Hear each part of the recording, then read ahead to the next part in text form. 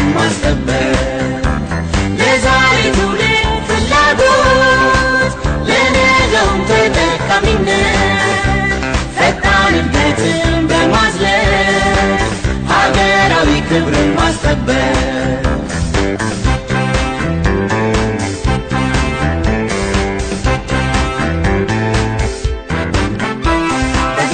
ዲሞክራሲ ታግላይነት ተላቆ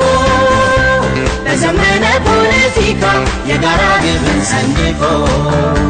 በሰው ተኮር ኢኮኖሚ ለብልጽግና አብረን ሰብአዊ ክብር ጎልብቶ በህብረት እንኖራለን በህብረት እንኖራለን